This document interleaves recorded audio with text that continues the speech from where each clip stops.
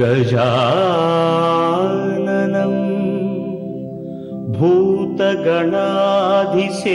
भूतगणाधिसेवितं कपित्थजम्बू फलसारभक्षितम्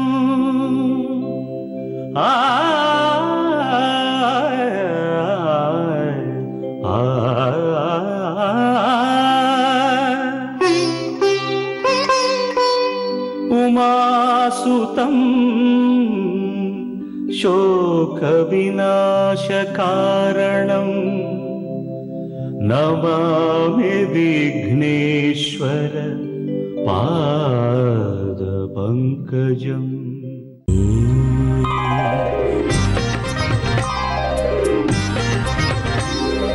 ओम श्रीनिवास ओम श्रीनिवास ओम श्रीनिवास ओम श्रीनिवास நாள்தோறும் உன்னை நான் பாட வேண்டும் நான் பாடவும் தன் அருளாசி வேண்டும் ஏழு ஸ்வரங்களுமே ராகம் இசைத்திடுமே ஏழு ஸ்வரங்களுமே ராகம் இசைத்திடுமே ஏழு மலை கரசே ஏழு மலை கரசே ஓம் ஸ்ரீனிவாசா ஓம் ஸ்ரீனிவாசா ஓம் ஸ்ரீனிவாசா ஓம் ஸ்ரீனிவாசா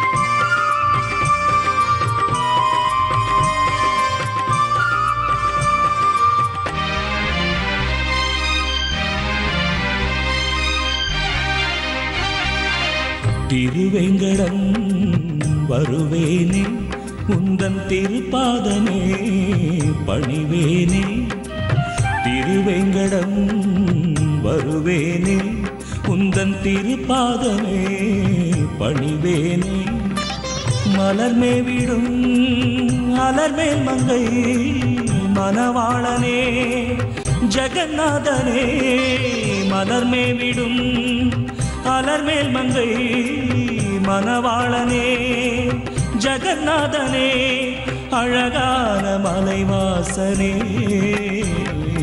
ஓம் ஸ்ரீனிவாச ஓம் ஸ்ரீனிவாச ஓம் ஸ்ரீனிவாச ஓம் ஸ்ரீனிவாச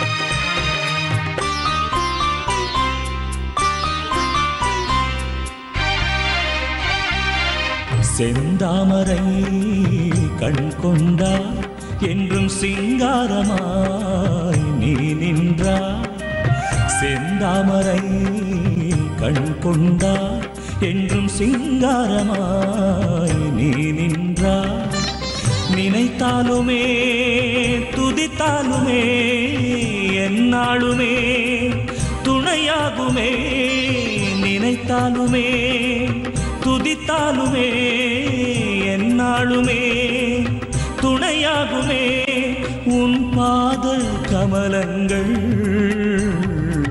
ஓம் ஸ்ரீனிவாச ஓம் ஸ்ரீனிவாச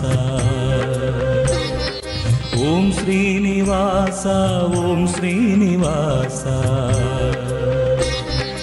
நாள்தோறும் உன்னையே நான் பாட வேண்டும் நான் பாடவும் தன் அருளாசி வேண்டும் ஏழு ஸ்வரங்களுமே ராகம் இசைத்திடுமே ஏழு ஸ்வரங்களுமே ராகம் இசைத்திடுமே ஏழு மலை கரசே ஏழு மலை கரசே ஓம் ஸ்ரீனிவாச ஓம் ஸ்ரீனிவாச ஓம் ஸ்ரீனிவாச ஓம் ஸ்ரீனிவாச.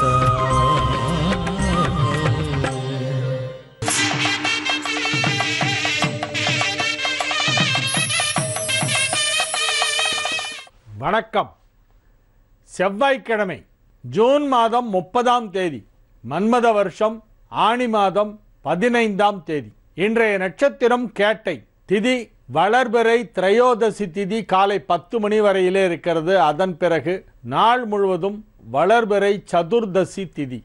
யோகம் சித்த அமிர்த யோகம். மேஷ ராசிக்கு சந்திராஷ்டம நாள்.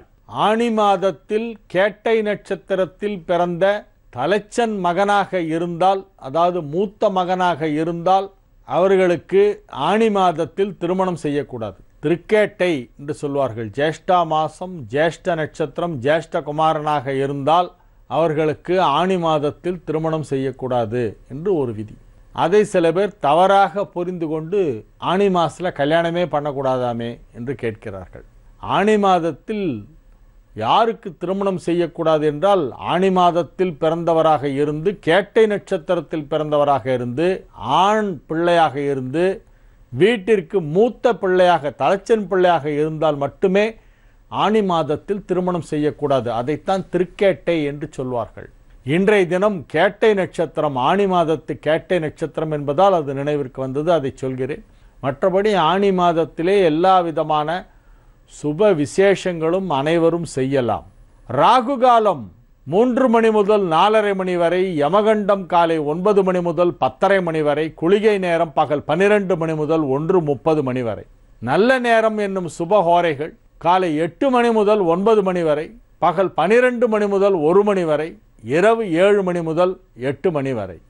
இன்றைய கிரக நிலவரம்: மிதுனத்தில் சூரியன் செவ்வாய் புதன், கடகத்தில் குரு சுக்கிரன், கன்னியில் ராகு, துலாமில் சனி, விருச்சிகத்தில் சந்திரன், மீனத்தில் கேது. திருக்கோவில்களில் இன்று பழனி ஜேஷ்டாபிஷேகம், காஞ்சிபுரம் வரதராஜ பெருமாள் கோவிலில் சிறப்பு ஆராதனை, திருவாராதனம் இன்றைய தினம். காரைக்காலில் மாங்கனி திருவிழா. காரைக்கால் அம்மையாருக்கு ஈசன் மாங்கனி கொடுத்த நிகழ்ச்சியை நினைவு கூறும் விதத்தில் அது நடைபெற்ற நாளான இன்றைய தினம் மாங்கனி திருவிழா என்று காரைக்காலிலே நடைபெறும். காரைக்கால் அம்மையாருக்கு சுவாமி மாங்கனி கொடுத்த நாள். கோயம்பேடு வைகுண்டவாச பெருமாள் கோவில் கருட சேவை, திருத்தங்கல் நின்றநாராயண பெருமாள் கோவில் கருட சேவை, தாயார் ஹம்ச வாகனத்தில் பவனி, மதுராந்தகம் ஸ்ரீ கோதண்டராம பெருமாள் வீதி உலா, திருநெல்வேலி நெல்லையப்பர் காந்திமதி அம்மன் கோவிலிலே மிக பிரசித்தி பெற்ற புகழ்பெற்ற திருத்தேர் பவனி. இன்றைய தினம் ஆணி மாதத்தில் நடைபெறுகின்ற திருநெல்வேலி நெல்லையப்பர் கோவில் திருத்தேர் விழா இன்றைய தினம் நடைபெறுகிறது. இன்று ரதோற்சவம் காலை நேரத்திலே திருநெல்வேலியில் நடைபெறுகிறது. வடம் பிடிக்க வாரீர்.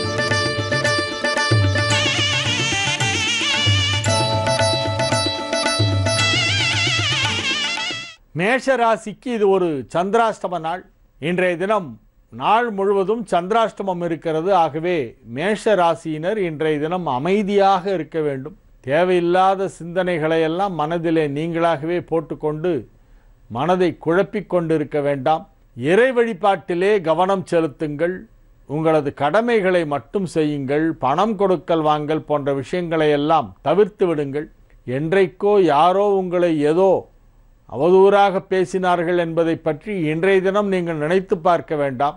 அதுபோன்ற தேவையில்லாத எண்ணங்களெல்லாம் மனதிலே வந்து அலை மோதிக்கொண்டிருக்கும். அவற்றையெல்லாம் தவிர்க்க வேண்டிய ஒரு நாளாக இந்நாள் விளங்குகிறது.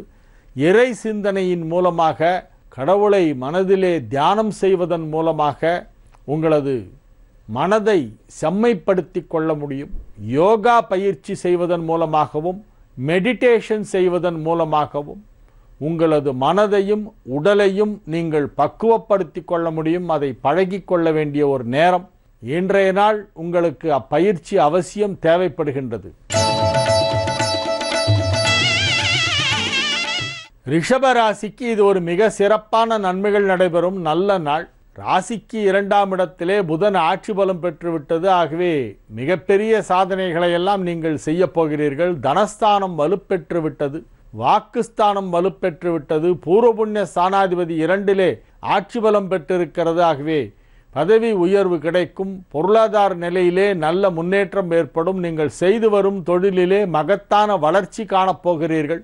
குடும்பத்தில் சுப நிகழ்ச்சிகளெல்லாம் நடைபெறுகின்ற ஒரு அற்புதமான ஒரு நல்ல நாள் என்று இந்த நாளை சொல்லலாம். நன்மைகள் அதிக அளவில் நடைபெறுகின்ற ஒரு மிகச் சிறப்பான ஒரு நல்ல நாள். வாழ்க்கை தரம் உயரப்போகிறது. புதிய பொருட்களை எல்லாம் வாங்கி மகிழ்வீர்கள். வண்டி வாகன யோகம் மிகச் சிறப்பாக இருக்கக்கூடிய ஒரு நல்ல நாள்.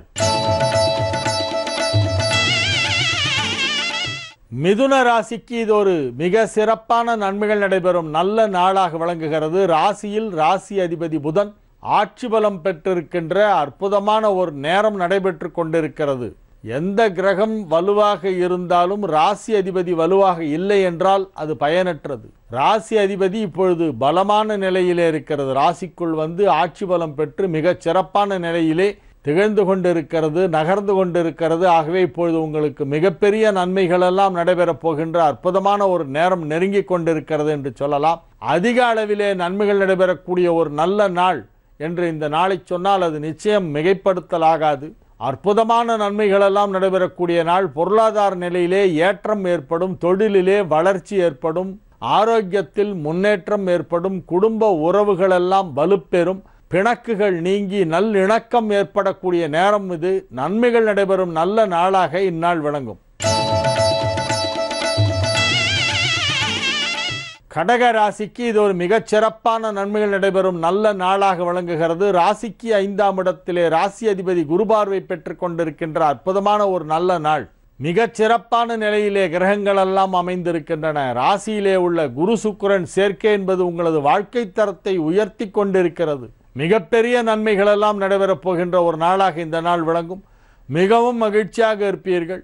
குடும்பத்தில் உள்ள அனைவரின் அன்பும் ஒத்துழைப்பும் உங்களுக்கு கிடைக்கும். தொழில் புரியும் இடத்திலே உங்களை அனைவரும் பாராட்டுவார்கள். நீங்கள் செய்யும் தொழிலிலே ஒரு மிகப்பெரிய சாதனையை செய்யக்கூடிய ஒரு நாள் என்று இந்த நாளை சொல்லலாம். நீங்கள் சுய தொழில் செய்து கொண்டிருந்தாலும் சரி அல்லது உத்தியோகத்தில் இருந்தாலும் அதிலே ஒருபடி உயர்வு ஏற்படக்கூடிய ஒரு மிகச் சிறப்பான நாளாக இந்த நாள் விளங்கும். அதிக அளவிலான நன்மைகள் நடைபெறுகின்ற மிக அற்புதமான ஒரு நல்ல நாளாக இந்த நாள் விளங்கும். சிம்ம ராசிக்கு இது ஒரு மிகச் சிறப்பான நன்மைகள் நடைபெறும் நல்ல நாள். 12 குடைவன் 4ஆம் இடத்திலே அமர்ந்து குரு பார்வை பெற்றுக் கொண்டிருக்கிறது. ராசிக்கு 11ஆம் இடத்திலே ராசி அதிபதி சூரியனோடு புதனும் செவ்வாயும் இணைந்திருக்கின்றன. 2-11க்கு அதிபதியான புதன் 11ஆம் இடத்திலே ஆட்சி பலம் பெற்றிருப்பதால் தன லாபாதிபதி வலுப்பெற்றிருக்கிறது. தன லாபம் அதிகரிக்கும். பொருளாதார நிலையிலே நல்ல முன்னேற்றம் ஏற்படும். ராசி அதிபதி வலுவான நிலையிலே இருப்பதால் இப்பொழுது உங்களுக்கு வெற்றிகள் பல கிடைக்கும். ஆரோக்கியத்தில் நல்ல முன்னேற்றம் ஏற்படும். மகிழ்ச்சியான நிகழ்ச்சிகளிலே கலந்து கொள்வீர்கள். அலுவலகத்தில் உங்களது பணிகளை அனைவரும் வியந்து பாராட்டுவார்கள். நீங்கள் சுய தொழில் செய்து கொண்டிருந்தால் அதிலே மிகப்பெரிய லாபம் கிடைக்கும். குறிப்பாக பூமி தொடர்பான தொழிலில் உள்ளவர்கள், விவசாயத்துறை, கட்டுமான பணி, ரியல் எஸ்டேட் போன்ற துறைகளிலே சுய தொழில் செய்து கொண்டிருப்பவர்களுக்கு இப்பொழுது மிகப்பெரிய ஒரு தொழில் வளர்ச்சி, லாபம், பொருளாதார முன்னேற்றம் போன்ற அனைத்தும் கிடைக்கும். அதிக நன்மைகள் நடைபெறும் ஒரு நல்ல நாளாக, மகிழ்ச்சியான நாளாக இந்நாள் விளங்கும். கன்னி ராசிக்கு இது ஒரு மிகச் சிறப்பான நன்மைகள் நடைபெறும் நல்ல நாள். ராசி அதிபதி புதன் ராசிக்கு 10ஆம் இடமாகிய மிதுனத்திலே ஆட்சி பலம் பெற்றிருக்கிறது. 11ஆம் இடத்தில் இருக்கும் குரு சுக்கிரன் உங்களுக்கு நன்மையை செய்து கொண்டிருக்கிறது. நன்மைகள் அதிக அளவில் நடைபெறக்கூடிய ஒரு நல்ல நாளாக இந்த நாள் விளங்கும். குடும்பத்தில் உள்ள அனைவரும் அன்புடன் பழகுவார்கள். உங்களுக்கு செல்வாக்கு அதிகரிக்கும். பேச்சு ஆற்றல் அதிகரிக்கின்ற அற்புதமான ஒரு நேரம். செல்வ செழிப்பு ஏற்படுகின்ற அற்புதமான ஒரு தருணம். நன்மைகள் சற்று அதிக அளவிலே நடைபெறுகின்ற ஒரு நல்ல நாள், மகிழ்ச்சியான நாள். திட்டமிட்டபடி அனைத்து பணிகளையும் வெற்றிகரமாக செய்து முடிப்பீர்கள். குடும்பத்தில் சுப நிகழ்ச்சிகள் நிகழ்த்துவது பற்றிய உங்களது முயற்சிகள் அனைத்தும் வெற்றி பெறும். நன்மைகள் அதிக அளவில் நடைபெறும் ஒரு நல்ல நாளாக இந்நாள் விளங்கும். துலா ராசிக்கு இது ஒரு மிகச் சிறப்பான நன்மைகள் நடைபெறும் நல்ல நாளாக விளங்குகிறது. ராசி அதிபதி சுக்கிரன் ராசிக்கு 10ஆம் இடத்தில் குருவோடு இணைந்திருக்கின்ற அற்புதமான ஒரு கிரக நிலவரம் தொடர்ந்து கொண்டிருக்கிறது. 8ஆம் இடத்தில் இருந்த புதன் 9ஆம் இடம் சென்று அங்கே ஆட்சி பலம் பெற்று விட்டதால் பாக்யஸ்தானம் வலுப்பெற்று இருக்கிறது. 2ஆம் இடத்தில் இருக்கும் சந்திரனுக்கு குரு பார்வை கிடைத்து கொண்டிருப்பதால் தொழில் ஸ்தானம் வலுப்பெற்றிருக்கிறது. அனைத்து விதமான நன்மைகளும் நடைபெறக்கூடிய ஒரு நல்ல நாளாக இந்நாள் விளங்கும். உத்தியோகத்தில் இருப்பவர்களுக்கு பதவி உயர்வு கிடைக்கும். எதிர்பாராத விதமாக ஒரு சிலருக்கு திடீரென பதவி உயர்வு கிடைக்கலாம். புதிய பொறுப்புகள் உங்கள் அலுவலகத்திலே உங்களுக்கு வழங்கப்படலாம். அதிக நன்மைகள் தொழில் ரீதியாக நடைபெறக்கூடிய ஒரு மிகச்சிறப்பான நாளாக இந்த நாள் விளங்குகிறது.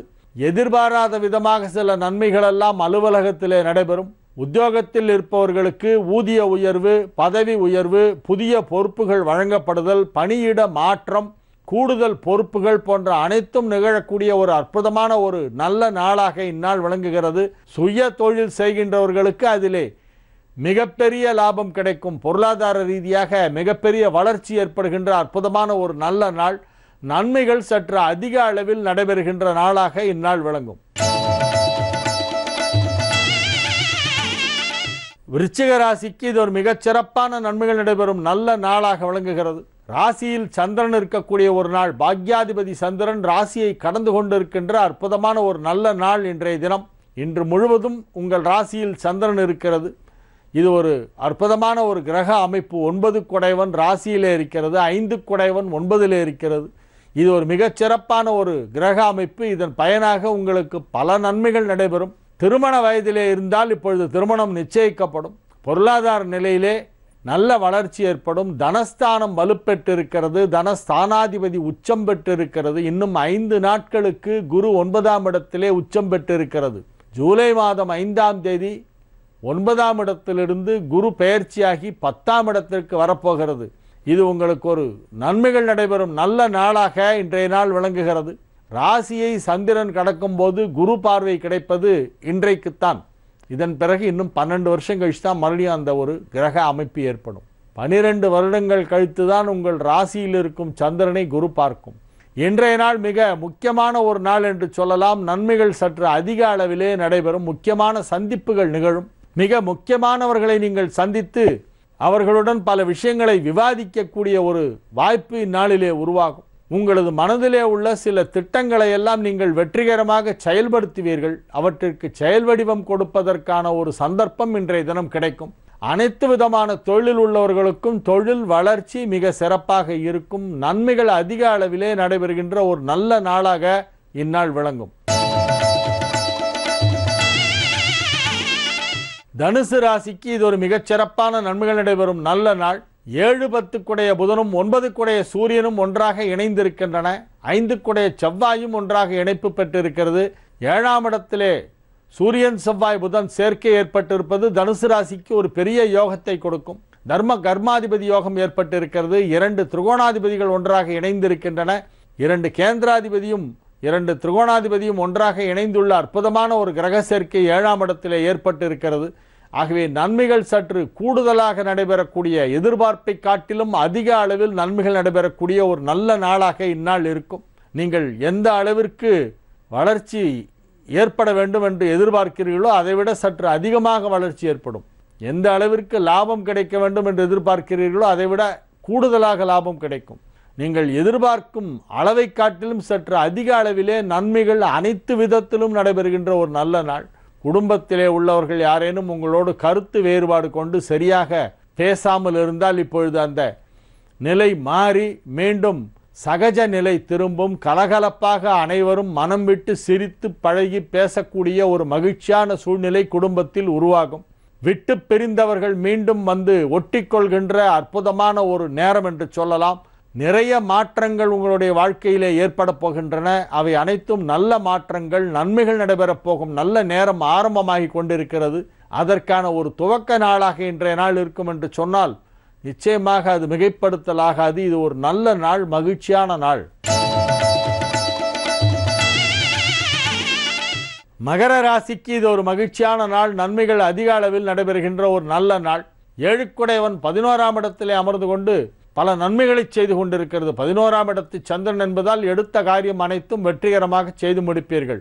7ஆம் இடத்தில் இருக்கும் குரு சுக்கிரன் ராசியை பார்த்து கொண்டிருப்பதால் பல நன்மைகள் நடைபெறும். தொழில் தொடர்பான முயற்சிகள் அனைத்தும் வெற்றி பெறும். புதிதாக வண்டி வாகனம் வாங்கக்கூடிய வாய்ப்பு இருக்கிறது. பொருளாதார நிலையிலே நல்ல முன்னேற்றம் ஏற்படும். பணிபுரியும் இடத்தில் பதவி உயர்வு கிடைக்கும். உத்தியோகத்தில் இருப்பவர்களுக்கு புதிய பொறுப்புகள் கிடைக்கும். ஒரு சிலர் இடமாற்றம் பெறுவார்கள், ஒரு சிலர் வேலை மாற்றம் பெறுவார்கள். நன்மைகள் அதிக அளவிலே நடைபெறுகின்ற ஒரு நல்ல நாள். பயணங்கள் ஏற்படுவதற்கான அறிகுறிகள் தெரிய வரும். தொலைதூர பயணம், அயல்நாட்டு பயணம் மேற்கொள்ள விரும்புவோருக்கு அதற்கான வாய்ப்பு இப்பொழுது கிடைக்கும். நன்மைகள் நடைபெறும் நல்ல நாளாக இந்நாள் விளங்குகிறது. மகிழ்ச்சியான நிகழ்ச்சிகளிலே கலந்து கொள்வீர்கள்.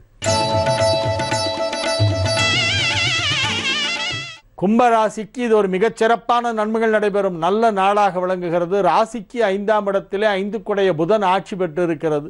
7 சூரியனும் அங்கே இணைந்து 10 செவ்வாயோடு சேர்ந்திருக்கிறது. 5, 10 ஆகிய வீடுகளுக்கு அதிபதியான கிரகங்கள் ஒன்றாக இணைந்திருப்பதால் பதவி உயர்வு கிடைக்கும்.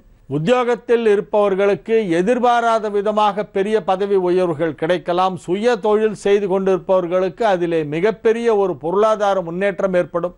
அதிக அளவிலான நன்மைகள் நடைபெறக்கூடிய ஒரு நல்ல நாள். 6 10ஆம் இடத்திலே நீச்சமடைந்து குருபார்வை பெறுவதால் மிகப்பெரிய நன்மைகள் எல்லாம் நடைபெறும். உங்களுக்கு எதிராக சதி செய்து கொண்டிருந்தவர்களுக்கெல்லாம் சாயம் வெளுத்து போகும். நன்மைகள் அதிக அளவிலே நடைபெறுகின்ற ஒரு மிகச்சிறப்பான நாளாக இந்த நாள் விளங்குகிறது. இது ஒரு மகிழ்ச்சியான நாள். நல்ல தகவல்கள் வந்து சேரும். ஆரோக்கியத்தில் நல்ல முன்னேற்றம் ஏற்படும். வழக்குகளில் வெற்றி கிடைக்கும். மகிழ்ச்சியான நிகழ்ச்சிகளிலே கலந்து கொள்வீர்கள். மீன ராசிக்கு இது ஒரு மிகச்சிறப்பான நன்மைகள் நடைபெறும் நல்ல நாள். மீன ராசிக்கு 4ஆம் இடமாகிய மிதுனத்திலே சூரியன் புதன் செவ்வாய் சேர்க்கை ஏற்பட்டிருக்கிறது. நன்மை செய்யும் கிரகமான புதனும் செவ்வாயும் 4ஆம் இடத்திலே ஒன்றாக இணைந்திருக்கின்றன. 5 சந்திரன் 9ஆம் இடத்திலே இருக்கிறது. ஒரு திரிகோணாதிபதி இன்னொரு திரிகோணம் ஏறினால் மிகப்பெரிய யோகம். ராசி அதிபதி 5லே, 5 9லே. மிகச்சிறப்பான ஒரு கிரக நிலவரம் ஏற்பட்டிருக்கிறது. அதிக அளவிலே நன்மைகள் நடைபெறக்கூடிய ஒரு நல்ல நாளாக இந்த நாள் விளங்கும். மீனராசிக்கு இன்றைய நாள் ஒரு வெற்றி திருநாள் என்று சொல்லலாம். மிகப்பெரிய வெற்றிகளெல்லாம் கிடைக்கும். நீங்கள் பணிபுரியும் இடத்திலே ஒரு பெரிய சாதனை செய்வீர்கள். உங்களுடைய தொழில் எதுவாக இருந்தாலும் அதிலே மிகப்பெரிய ஒரு சாதனை செய்யக்கூடிய ஒரு நாள்.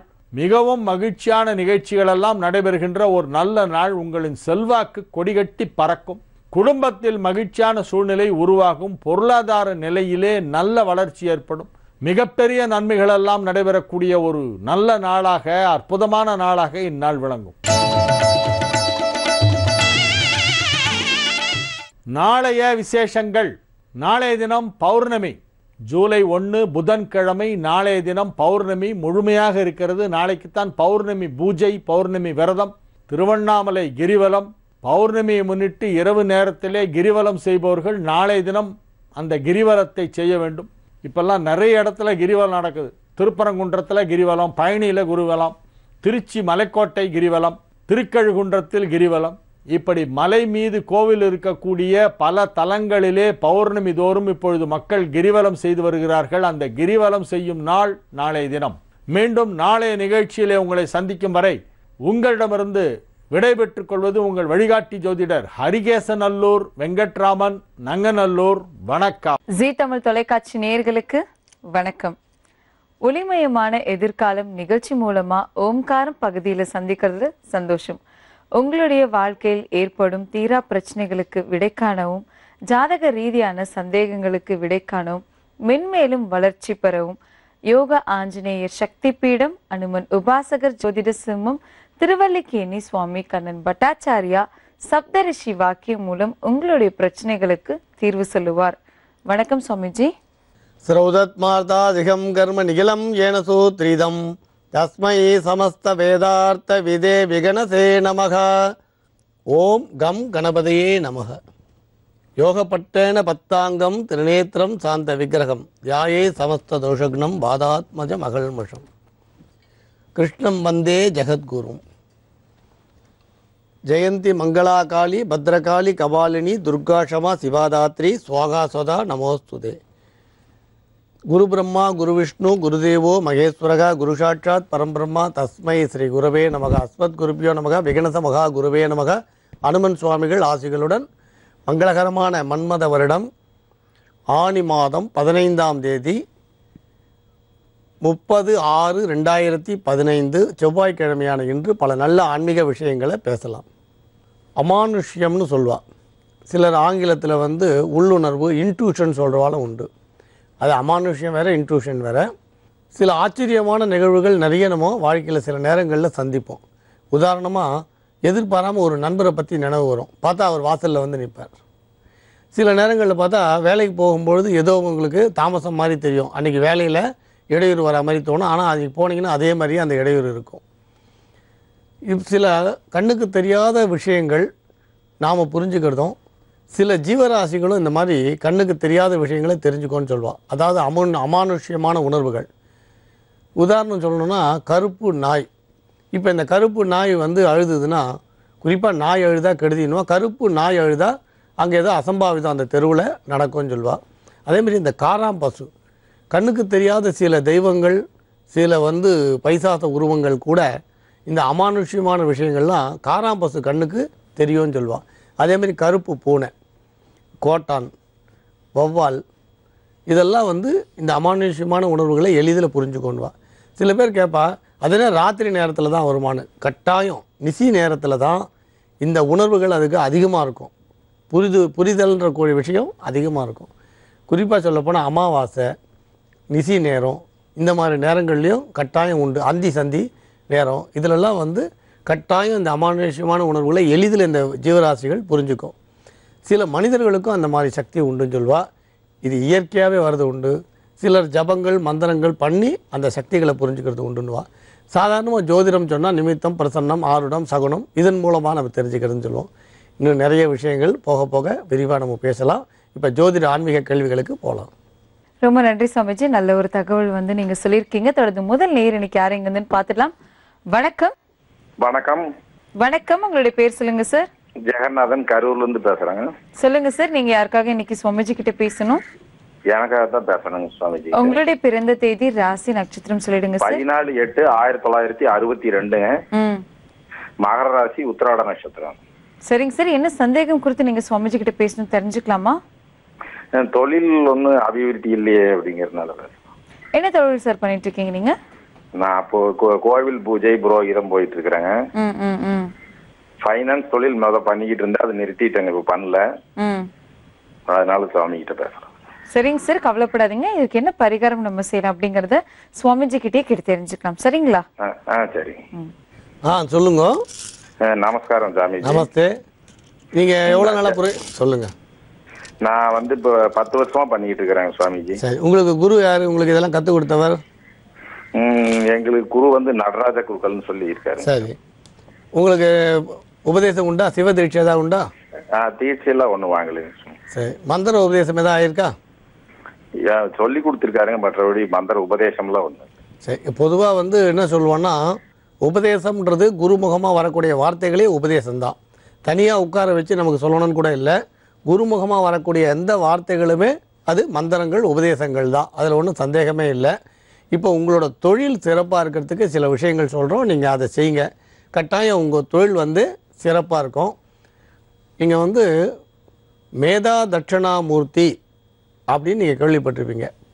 இப்போ தொழிலை பொறுத்த வரைக்கும் நீங்கள் தேர்ந்தெடுத்தது சரிதான். சப்த ரிஷி வாக்கியப்படி நீங்கள் தேர்ந்தெடுத்த தொழில் சிறப்பானது தான்.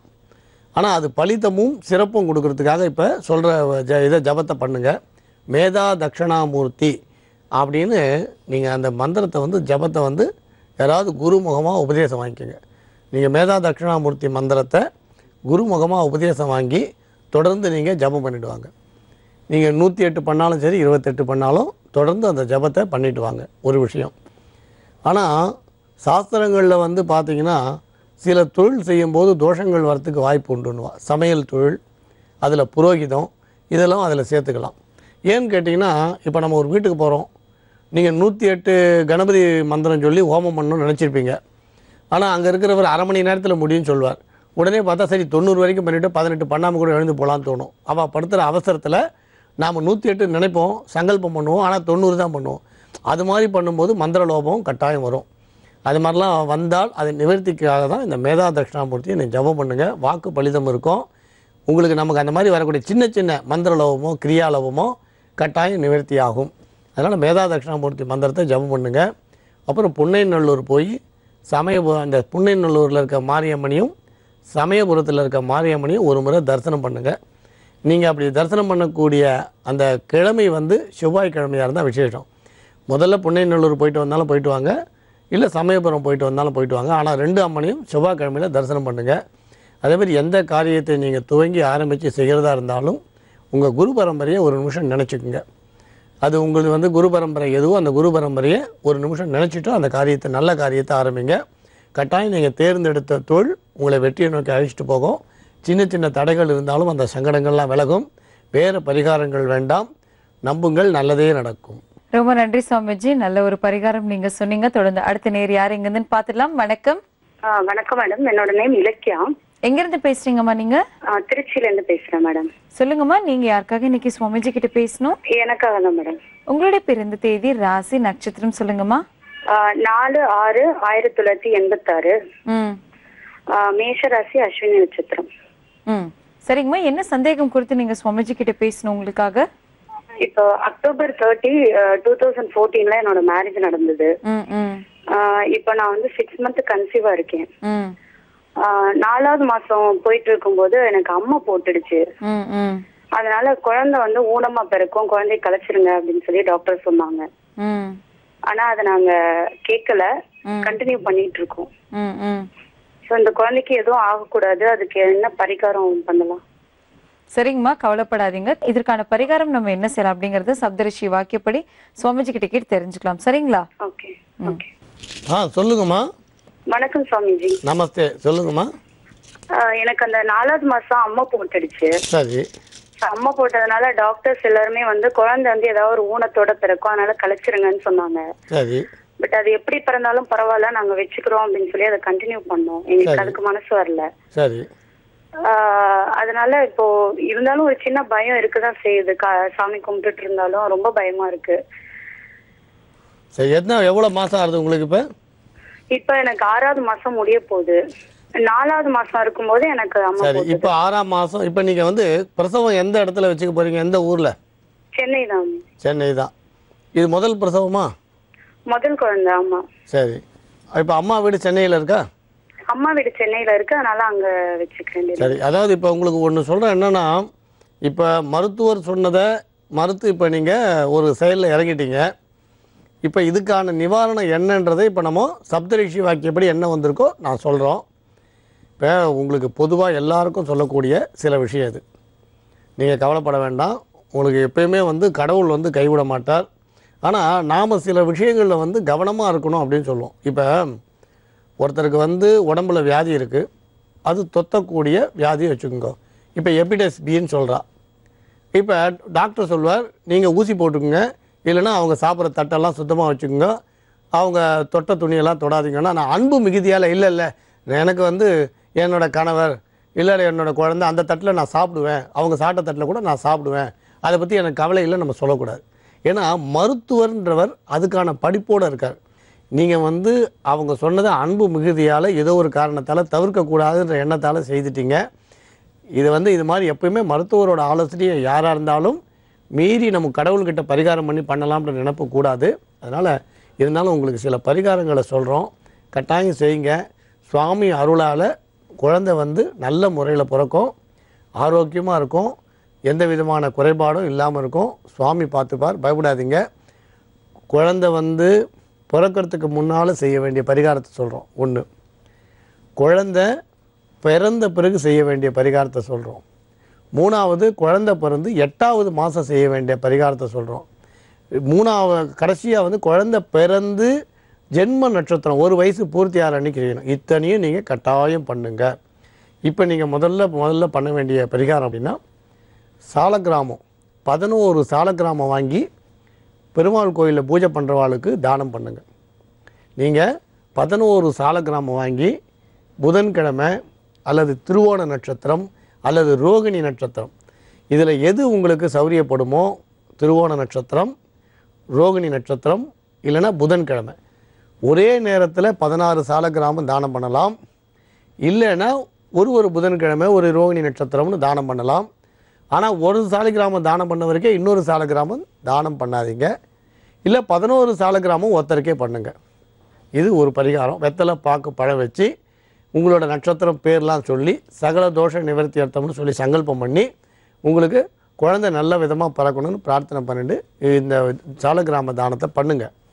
சாலக்கிராம தானம் பண்ணி முடித்து 8 மாதம் ஆனதுக்கப்புறம் ஏற்கனவே நாங்கள் சொல்லியிருக்கோம், குழந்தையோட நீங்கள் உச்சிப்பிள்ளையார் கோயிலில் இருக்க தாயுமானவர் சன்னதிக்கு போய் வாழைப்பழ தார் வாங்கி செலுத்துறதா பிரார்த்தனை பண்ணிக்கங்க. ஒன்று. குழந்தை பிறந்த பிறகு, குழந்தை ஜனனமான பிறகு, தீட்டெல்லாம் முடிஞ்ச பிறகு முருகப்பெருமானுக்கு வஸ்திர தானம் பண்ணுங்கள். முருகப்பெருமானுக்கு குழந்தை பிறந்து பேர்லாம் வச்ச பிறகு நீங்கள் வந்து உங்கள் பேரோ குழந்தை பேரோ சொல்லணும்னு கூட அவசியம் இல்லை. பொதுவாக முருகப்பெருமானுக்கு வஸ்திரத்தை சமர்ப்பிங்க. வஸ்திரத்தை சமர்ப்பிக்கிறது, தானம் இல்லை, சமர்ப்பிக்கிறது. இதை பண்ணிவிடுங்க. அதுக்கப்புறம் நீங்கள் வந்து 8ஆம் மாதம் ஸ்கந்த தரிசனம், முருகன் கோயிலுக்கு போய் முருகனை பார் அப்படின்னு குழந்தைக்கு சொல்லுங்கள். சொல்லிவிட்டு அன்றைக்கி வந்து உங்கள் குடும்பத்து பேரில் அர்ச்சனை வழிபாடு பண்ணுங்கள். 1 வயசு பூர்த்தியானால் பால் பாயசத்தோட ஆயுஷ ஹோமம் பண்ணுங்கள். 1 வயசு முடியுறது இல்லையா, அதாவது குழந்தை பிறந்த அதே தமிழ் மாதம், அதே அந்த நட்சத்திரம் வர அன்றைக்கி, குழந்தையோட ஜென்ம நட்சத்திரம் வர அன்றைக்கி ஆண் குழந்தையாக இருந்தாலும் பெண் குழந்தையாக இருந்தாலும் ஆயுஷ ஹோமம்னு ஆயுஷ சுத்தம் சொல்லி பண்ணுவாள். அந்த ஆயுஷ ஹோமம் பண்ணி பால் பாயச நைவேத்தியம் ரொம்ப விசேஷம். இதை செய்யுங்க. எந்த விதமான சின்ன தொல்லை கூட இல்லாமல் குழந்தை நல்ல வளர்ச்சியோட, நீண்ட ஆயுளோட, நல்ல கல்வியோடு இருக்கும். நீங்கள் பயப்பட வேண்டிய அவசியமே இல்லை. தனம் தானியம் பகுபுத்திரம் சொல்லுவாள். உங்கள் குடும்பத்தில் மேலே மேலே அடுத்தடுத்து குழந்தைகள்லாம் பிறக்கும், நல்ல வாழ்க்கை இருக்கும். பயப்படவே வேண்டாம். இதை மட்டும் நிதானமாக ஞாபகம் வச்சுட்டு 1 by 1 கட்டாயம் செய்யுங்க. ஆனால் இன்னொரு முறை மருத்துவர்களோட ஆலோசனையை மட்டும் எப்பயுமே நம்ம தட்டவே கூடாது. அதனால் கட்டாயம் நீங்கள் இதை செய்யுங்க. வேறு பரிகாரம் வேண்டாம். சுவாமி உங்கள் குழந்தைக்கும் உங்களுக்கும் நல்ல ஆயுசையும் கட்டாயம் நல்ல ஆரோக்கியத்தையும் கொடுப்பார். நீங்கள் நம்புங்கள், கட்டாயம் நல்லதே நடக்கும். நல்ல ஒரு பரிகாரம் சொன்னீங்க சுவாமிஜி. கண்டிப்பா அவங்க சந்தோஷம் அடைஞ்சிருப்பாங்க. தொடர்ந்து நிறைய நேர்களும் வந்து இதே மாதிரி உங்ககிட்ட சந்தேகம் கேட்கறதுக்காக இணைப்புல காத்துக்கிட்டே இருக்காங்க. அவங்க கிட்ட எல்லாம் பேசுறதுக்கு முன்னாடி ஒரு சிறிய இடைவேளை எடுத்துக்கலாம். இது ஓம்காரம் பகுதிக்கு மீண்டும் உங்களை வரவேற்கும். தொடர்ந்து அடுத்த நேயர் யாருங்கன்னு பார்த்தலாம். சுவாமிஜி வணக்கம். ஹலோ, வணக்கம் மேடம். வணக்கம், உங்களுடைய பேர் சொல்லுங்கம்மா. மேடம், என்னோட நேம் வந்து யோகாமலர். தனுசு ராசி, மூல நட்சத்திரம், 1986 பிறந்தோம் மேடம். உங்களுக்காக தான் பேசணும் இல்லைங்களா? ஆமா மேடம். எங்க இருந்து பேசுறீங்கம்மா நீங்க? சிவகங்கை மாவட்டம், திருப்பத்தூர் மேடம். சரிங்கம்மா, என்ன சந்தேகம் குறித்து நீங்க பேசணும் தெரிஞ்சுக்கலாம் மேடம்? எனக்கும் என் தம்பிக்கும் கேட்கணும் மேடம். சரிங்கம்மா, உங்க தம்பியோட பிறந்த தேதி, ராசி, நட்சத்திரம் சொல்லிடுங்க. என் தம்பி பேர் வந்து ராஜகுமார், ஆயில்ய நட்சத்திரம், கடக ராசி, 12/5/1989 மேடம். மேடம், என் தம்பிக்கு வந்து ஃபாரினுக்கு ட்ரை பண்ணிக்கிட்டே இருக்கோம், கிடைக்கவே மாட்டேங்குது. எனக்கு வந்து ஏஜ் 29 ஆச்சு, மேரேஜ் தள்ளி போய்கிட்டே இருக்கு மேடம். அதை பத்தி கேட்கணும் மேடம். சரிங்கம்மா, நீங்க கேட்ட எல்லா கேள்விகளுக்கும் என்ன பரிகாரம் நம்ம செய்யலாம் அப்படிங்கறத சப்தரிஷி வாக்கியப்படி சுவாமிஜி கிட்ட கேட்டு தெரிஞ்சுக்கலாம். சரிங்களா? Okay ma'am. சொல்லுங்க. வணக்கம் சாமிஜி. நமஸ்தே சாமிஜி. எனக்கு வந்து 29 வயசாயிடுச்சு. விவாகத்துக்கு எப்பல இருந்து பாக்குறீங்கம்மா? ஒரு 2 வருஷமா பாத்துட்டு இருக்கோம் சாமிஜி. இப்ப வந்து ஒரு 10 நாளைக்கு முன்னாடி கூட வந்து என்கேஜ்மெண்ட் ஆகுற நிலைமையில கேன்சல் ஆயிடுச்சு. நீங்க இப்ப வேணான்ட்டீங்களா, அவங்க வேணான்ட்டாங்களா? இல்ல, அவங்க வந்து ராசி மூல நட்சத்திரம் சொல்லிட்டு வேணான்ட்டாங்க. அவங்க சொல்லிட்டாங்க. ஆமா. ஆனா பெண் பார்க்க வரதுக்கு முன்ன மூல நட்சத்திரம் அவங்களுக்கு தெரியாதா? அவங்க பார்த்தாங்க, இன்னொரு இடத்துல பார்த்ததுக்கு வந்து பண்ணக்கூடாது அப்படின்னு சொல்லிட்டாங்க. மூல நட்சத்திரம் பண்ணக்கூடாதுட்டாங்களா? ஆமா சாமிஜி. சரி. ஆனா நாங்க அடிக்கடி எவ்வளவு சொல்றோம், உங்களுக்கு கேட்டு இந்த நிகழ்ச்சியில் பார்த்துருப்பீங்க. இங்கே இன்னும் விரிவாக சொல்லி நேரத்தை எங்களால் வந்து செலவு பண்ண முடியல. மூல நட்சத்திரம் பார்க்க வேண்டிய அவசியம் இல்லைன்றதுக்கு 1000 உதாரணங்கள் சொல்லியாச்சு. ஆனால் வந்து அது எடுபடாமையே போயின்னு இருக்கிறது ஒரு வருத்தமான ஒரு விஷயம். ஏன்னு கேட்டிங்கன்னா, இந்த நட்சத்திரங்களை பார்க்கும்பொழுது அதுக்கு பின்னால் முன்னால் இருக்கக்கூடிய சாஸ்திரங்களை யாருமே படிக்கிறதில்ல. தெற்கை பார்த்து வீடு கட்டக்கூடாது, தெற்கு திசையில் வீடு கட்டக்கூடாது. அப்போ பார்த்திங்கன்னா தெற்கு பூரா என்ன இருக்கும், காலி ரோடு தான் இருக்கும். இந்த மாதிரி எந்த விஷயத்தையுமே நம்ம புரிஞ்சிக்காமல் ஆண் மூலம் அரசாலம், ஆணி மூலம் அரசாலன்றது ஆண் மூலம் அரசாலம். இப்போ நாம் தமிழ்லேயும் நமக்கு சௌகரியமாக எடுத்துக்கிறோம், அதேமாதிரி இந்த நட்சத்திரங்களையும் நமக்கு சௌகரியமாக. அது என்ன, அது பெண் நட்சத்திரம் மட்டும்தான் கெடுதி பண்ணுமா? ஆண்கள் நட்சத்திரம்லாம் கெடுதி பண்ணாதா? ஆண் நட்சத்திரமோ பெண் நட்சத்திரமோ எதுவுமே கெடுதி பண்ணாதுன்னு சொல்லிட்டோம். ஆனாலும் திரும்ப திரும்ப அவங்கவுங்க வாழ்க்கையை அவங்களே வந்து வளர்ச்சி இல்லாமல் பண்ணிக்கிறாங்கன்னு தான் சொல்லுவோம். இருந்தாலும் நமக்கு அதை பற்றி இல்லை. இப்போ இந்த நிகழ்ச்சியில் உங்களுக்கு நல்லது நடக்கிறதுக்கும் உங்கள் சகோதரருக்கு நல்லது நடக்கிறதுக்கும் என்ன பரிகாரம் உண்டோ அதை மட்டும் இப்போ நம்ம சொல்கிறோம். நீங்கள் அதை செய்யுங்க. ஏன்னா இன்னொரு சந்தர்ப்பத்தில் இதை பற்றி இன்னும் விரிவாக விவரமாக கட்டாயம் நம்ம பேசிக்கலாம். அதனால் நான் உங்களுக்கு பேசுகிறேன், நீங்கள் கேளுங்க. இப்போ நீங்கள் பண்ண வேண்டியது சனிக்கிழமை தோறும் நீங்கள் ஆஞ்சநேயர் சுவாமி படம் வச்சு வழிபாடு பண்ணுங்கள். உடனே வந்து பெண்கள் ஆஞ்சநேயர் படம் வைக்கக்கூடாது. இது ஒன்று சொல்லுவாள். ஆஞ்சநேயர் சுவாமி தான் பிரம்மச்சாரியாக இருந்தாலும் எத்தனையோ குடும்பங்களை சேர்த்து வச்ச மகா புண்ணியவான். பார்த்திங்கன்னா சுக்ரீவனை அவன் மனைவியோடு சேர்த்து வச்சார். அதேமாதிரி பார்த்திங்கன்னா இங்கே வந்து விபீஷணனை குடும்பத்தை அவரோட சேர்த்து வச்சார். விபீஷணன் அகதியாக வந்துடுறாரு, இலங்கையை விட்டு வந்துடுறாரு. அப்புறம் அவருக்கு வாழ்க்கை கொடுத்தது யார்? ஏன்னா ஆஞ்சநேயர் தான் அங்கே சொல்கிறார், சேர்க்கலான்னு சொல்கிறார். ராமன் கேட்குறாரு எல்லாரையும் ஆலோசனை. அதேமாதிரி இங்கே பார்த்திங்கன்னா உங்களுக்கு சீதாராமனோட அந்த இதுக்கு வந்து என்ன காரணம், மொத்த சுந்தரகாண்டம் படித்தா தெரியும். அது விரிவாக சொல்ல வேண்டான்றதுனால இங்கே சொல்கிறோம். அவங்களுக்கு வந்து ராமபிரானுக்கும் தாசனாக இருந்து நல்லது பண்ணார், சுக்ரீவனுக்கும் கூட இருந்து நல்லது பண்ணார். இப்படி எவ்வளோ குடும்பங்களை வாழ வச்சு ராமநாமன் சொல்லி அவர் கலியுகத்தில் ராமனை மட்டும் நினச்சி கட்டாயம் சிரஞ்சீவியாக வாழ்ந்துட்டுருக்கார். அதனால் ஆஞ்சநேயர் பூஜைன்னு உடனே பெண்கள் பண்ணக்கூடாதுலாம் சொல்வாள். அதெல்லாம் நம்ம வேண்டாம், நீங்கள் தாராளமாக பண்ணுங்கள். இந்த மூல நட்சத்திர விஷயத்தை பின்னால் ஒரு சமயம் சொல்கிறேன். இந்த ஆஞ்சநேயர் வழிபாடு எத்தனை நாள் பண்ணணும் அப்படின்னா நீங்கள் தொடர்ந்து பண்ணிக்கிட்டே வாங்க. ஒரு சனிக்கிழமை பண்ணிவிட்டு வாங்க. நீங்கள் மாதத்தில் அந்த 3 நாள் விலகினால் அது பண்ண முடியலன்னா அதனால் ஒரு வேளை அந்த இடையூறு வந்தால் அதை பற்றி பயப்பட வேண்டாம். ஒன்று. ரெண்டாவது விஷயம், நீங்கள் பிறந்த ஜென்ம நட்சத்திரம் அன்னைக்கு, நீங்கள் பிறந்த அதே ஜென்ம நட்சத்திரம் அன்னைக்கு ஏதாவது ஒரு ஆலயத்தில், எந்த கோயிலாகனா இருக்கலாம், அந்த கோயிலில் திங்கக்கிழமை அன்னைக்கு பன்னீர் மரக்கன்று வாங்கி வைங்க. கோயிலோட நந்தவனம் எது வேணால் இருக்கலாம். வீட்டில் வந்து நீங்கள் வழிபாடு சொன்னீங்கன்னா லக்ஷ்மி துளசி வச்சு வழிபாடு பண்ணுங்கள்.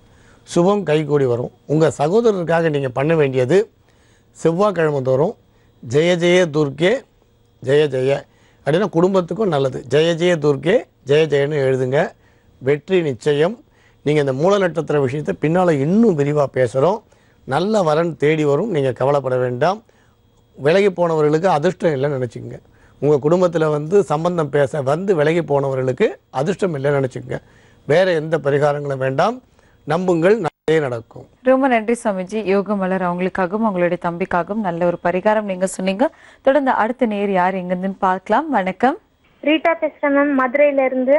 சொல்லுங்கம்மா, நீங்க யாருக்காக சுவாமிஜி கிட்ட இன்னைக்கு பேசணும்?